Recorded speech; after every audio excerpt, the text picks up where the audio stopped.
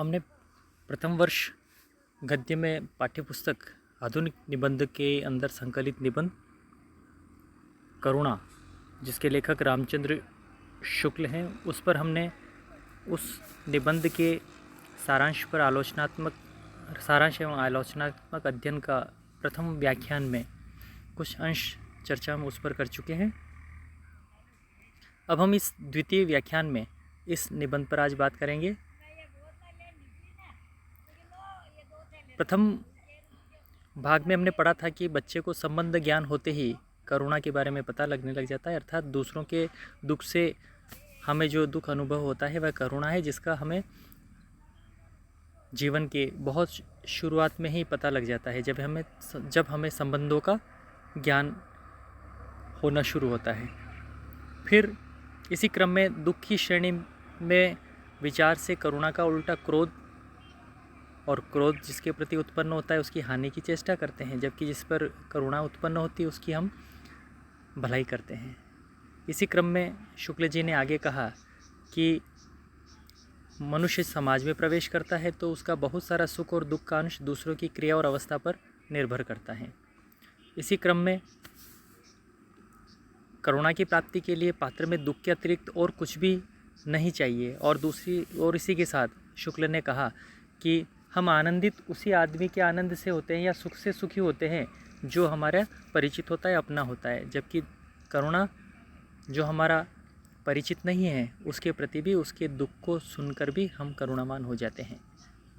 इसी क्रम में अब आगे इस द्वितीय व्याख्यान में हम शुक्ल जी के निबंध पर चर्चा करते हैं। शुक्ल कहते हैं कि मनुष्य की प्रकृति में शील और सात्विकता का आदि संस्थापक यही मनोविकार है, अर्थात करुणा है, जिससे उसमें शील और सात्विकता पैदा होती है। मनुष्य की सज्जनता या दुर्जनता अन्य प्राणियों के साथ उसके संबंध द्वारा प्रकट होती है। कोई मनुष्य जन्म से यदि निर्जन स्थान में यदि परवरिश उसकी हो, यदि उसका जीवन बने, तो उसका कोई कर्म सज्जनता या दुर्जनता की कोटि में नहीं आएगा, सब उसके कर्म निर्लिप्त रहेंगे।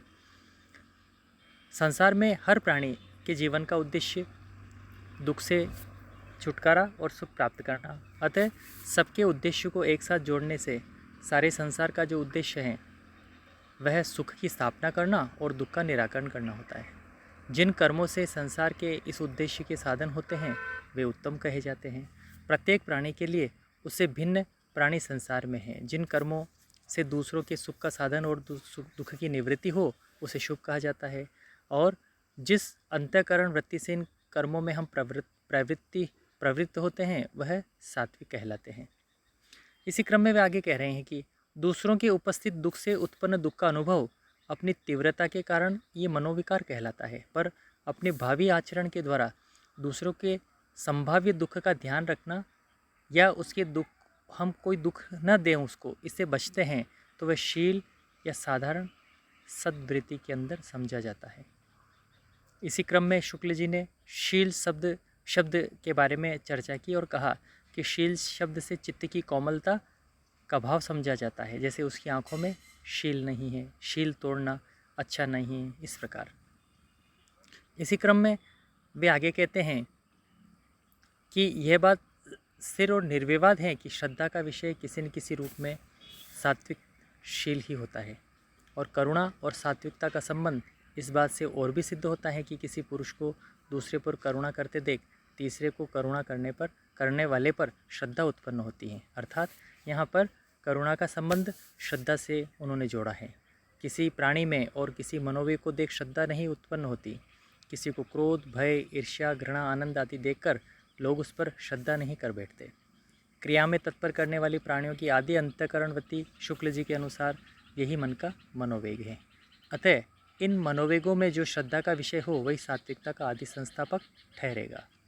फिर वे कहते हैं कि मनुष्य के आचरण के प्रवर्तन या यही भाव या मनोविकार होते हैं, बुद्धि नहीं।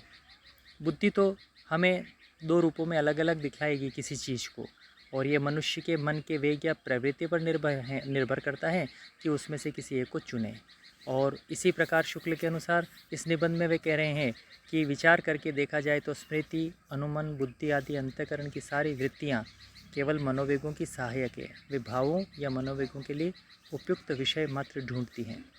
मनुष्य की प्रवृत्ति पर भाव को और भावनाओं को तीव्र करने वाले कवियों का प्रभाव प्रकट है, ये शुक्ल इस निबंध में कह रहे हैं। फिर शुक्ल के अनुसार प्रिय के वियोग से जो दुख होता है उसमें कभी कभी दया या करुणा का अंश मिल जाता है, और हम पहले ऊपर चर्चा कर चुके हैं कि करुणा का विषय दूसरों का दुख है। अतः प्रिय के वियोग में इसकी भावना किस प्रकार होती है, इसे देखते हैं। प्रत्यक्ष निश्चय कराता है और परोक्ष अनिश्चय में डालता है। अर्थात जो हमारे सामने है उससे तो हम आश्वस्त रहते हैं, लेकिन जो हमारे सम्मुख नहीं है वह उसके प्रति अनिश्चितता का भाव हमें सदैव दुख और किसी के संबंध में तनाव पैदा करता है। प्रिय व्यक्ति सामने रहेगा तो उसके सुख का जो निश्चय होता है, लेकिन जो ही वह दूर होता है उसके प्रति अनिश्चय का भाव पैदा हो जाता है। अतः प्रिय के वियोग पर उत्पन्न करुणा का विषय प्रिय के सुख का निश्चय है। जो करुणा हमें साधारण जनों के वास्तविक दुख के परिज्ञान से होती है, वही करुणा हमें प्रियजनों के सुख के अनिश्चय मात्र से हो जाती है। साधारण जनों का तो हमें दुख ऐसा ही होता है, पर प्रियजनों के सुख का अनिश्चय ही हमारे अंदर दुख पैदा करता है। ये इस निबंध में शुक्ल जी के द्वारा कहा गया है।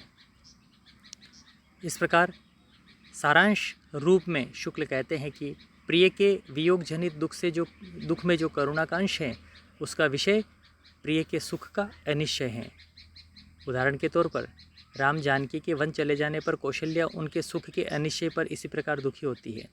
वन को निकर गए दो भाई, सावन गरजे भादो बरसे, पवन चले पुरवाई, कौन बिरिछ तर भीजत वे हैं, राम लखन दो भाई। प्रेमी को ये विश्वास कभी नहीं होता कि उसके प्रिय के सुख का ध्यान जितना वह रखता है उतना संसार में और भी कोई रख सकता है। श्री कृष्ण गोकुल से मथुरा चले गए, जहाँ सब प्रकार का सुख वैभव था, पर यशोदा इसी सोच में मरती रही कि प्रातः समय उठी माखन रोटी बिन मांगे देहे, को मेरे बाल कुंवर कान्ह को छिन छिन आगे ले हैं। और उद्धव से कहती हैं, संदेशो देव की सो कहियो, यों तो धाय तिहारे सुत को कृपा करत ही रहियो। तो इस प्रकार से इन पंक्तियों के द्वारा शुक्ल जी यह बताना चाह रहे हैं कि हमारे प्रिय जिसे हम प्रेम करते हैं वो हमारे सम्मुख है तो हमें उसका निश्चय रहता है, और यदि वह हमारे सामने नहीं है तो वह हमारे मन को अनिश्चय में डालता है। इस व्याख्यान में हम इतनी ही बात करेंगे। करुणा विषय पर व्याख्यान तीसरे में हम शेष भाग पर चर्चा करेंगे।